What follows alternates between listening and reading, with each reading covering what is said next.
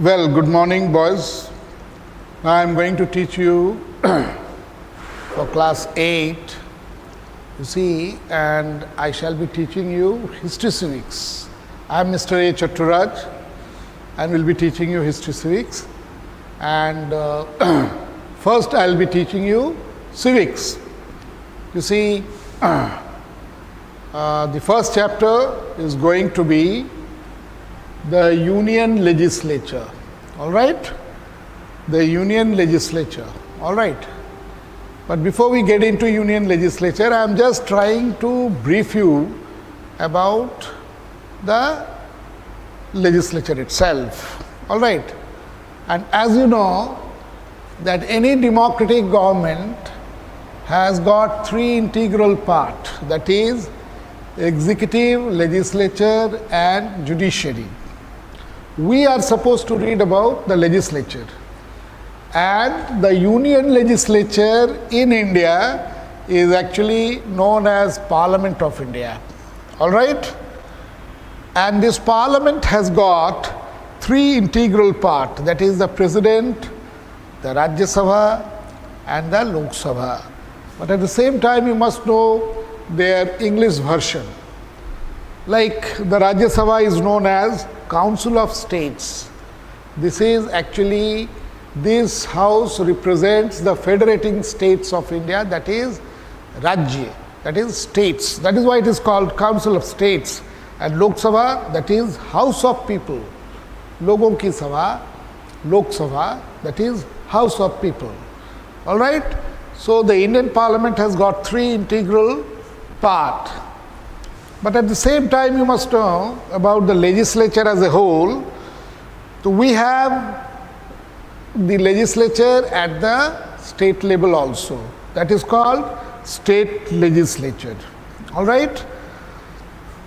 Now this state legislature has got two houses. All right? One is called the Vidhan Sabha, the other is called the Vidhan Parishad. Now let me tell you one thing here in terms of state legislature, that in India there are only few states that are having bicameral legislature. That means bi means two, cameral means house, means two houses, comprising two houses. All right. Most of the states in India are unicameral legislature. All right. That means uni means one, means a legislature with just one house or one chamber. As per example, our own dear Jharkhand is a unicameral legislature. We have only the lower house here, that is Vidhan Sabha. All right. And the other states which have bicameral legislature, Vidhan Sabha, Vidhan Parishad, Legislative Assembly and Legislative Council, as their English versions are. All right. There are very few states. See, they are Maharashtra, Bihar, UP, all right, then Karnataka, Jammu Kashmir, okay, and of course recently Andhra Pradesh, all right. So there are only few states, and these states are mostly big states, all right, having two houses, that is Vidhan Sabha and Vidhan Parishad. Let me tell you one thing, that Rajya Sabha is the upper house and the Lok Sabha is the lower house. All right. Similarly, at the state level, the Vidhan Sabha is the lower house, okay, and the Vidhan Parishad, if the state has a Parishad, Vidhan Parishad, it is the upper house. So you must know that a state with unicameral legislature will only have Vidhan Parishad, Vidhan Sabha, State Legislative Assembly, and that is the lower house. Okay, that's it. So this is about its fundamental the composition, you can say. Now, as you know, I am only going to tell you the important things. As you know, because of the dearth of time, it is not possible to teach you every line and every sentence of the book. But I am definitely going to teach you all important aspects. All right. Now, and we are of course not going to teach you everything that is there in the book.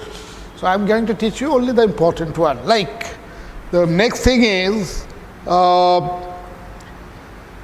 as how Lok Sabha and Rajya Sabha members are elected.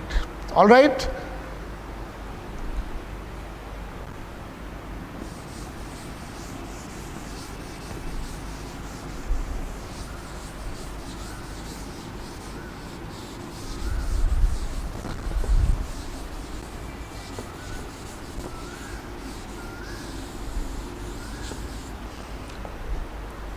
See, Lok Sabha members are elected by the people of India directly. All right.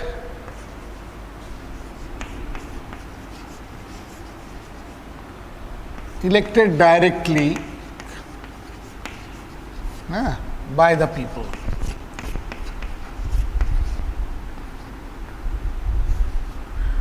All right.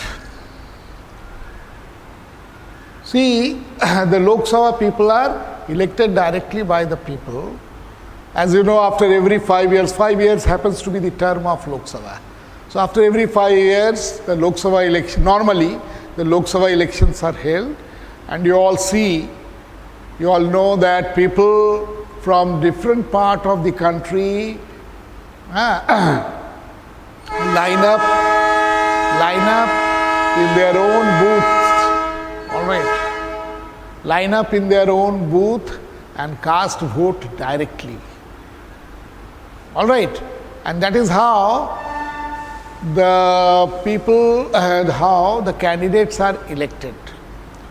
All right. Directly. The process is what? The process is universal adult franchise and secret ballot. The process is universal adult franchise and secret ballot. All right. Now, similarly, in the Rajya Sabha,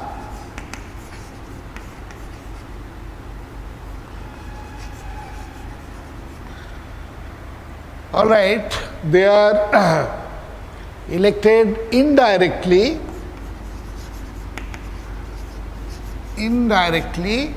all right, by the elected members of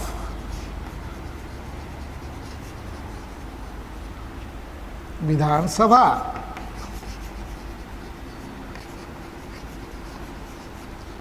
As I told you, Rajya Sabha represents the federating states of India. ये राज्यों की सभा है, and therefore the people do not cast their vote in order to elect the members of the Rajya Sabha. They are indirectly elected, by the members of Vidhan Sabha. All right. So that is, and the process is in accordance with proportional representation by means of single transferable vote system. They are all written in your book. You must follow it. I am teaching you only the basic things. All right. See, so there are two ways. One is direct election for the lower house and indirect election for the upper house, that is Rajya Sabha. So that is how they are elected. All right. Now you see the terms for Lok Sabha. The Lok Sabha's term is for 5 years only. But before the completion of 5 years, the Lok Sabha can be dissolved, and dissolved by, if no confidence motion is passed, or the Lok Sabha can be dissolved, all right, if the government loses its confidence. You see, in India, the government virtually takes birth from the parliament, particularly from the Lok Sabha. All right. And therefore, what happens that if the government loses its confidence of 50% plus 1, all right, then the government has to go. And that is how the whole Lok Sabha is dissolved. So, the Lok Sabha is subject to dissolution even before the completion of its terms of 5 years. All right. Similarly, Rajya Sabha has a term of 6 years. And as you know, Rajya Sabha can never be dissolved like the Lok Sabha. Rajya Sabha is a continuous house. That is why it is called the permanent house. All right. And you see, the Constitution has laid down a rule that in Rajya Sabha, what happens? This house is not subject to dissolution as a whole. That means altogether it cannot dissolve. So what happens? The rule says that 1/3 of its member are retired and elected after every 2 years. All right. So, the members of Rajya Sabha are retired, but before retirement they complete the term of 6 years, after every 2 years, and then a new batch of 1/3 is also elected at the same time. So, there is a continuous flow of outgoing members after every 2 years and incoming members at the same time. So, there is a continuous flow of incoming and outgoing members. All right. And that is why it remains as a continuous house. Therefore, it is called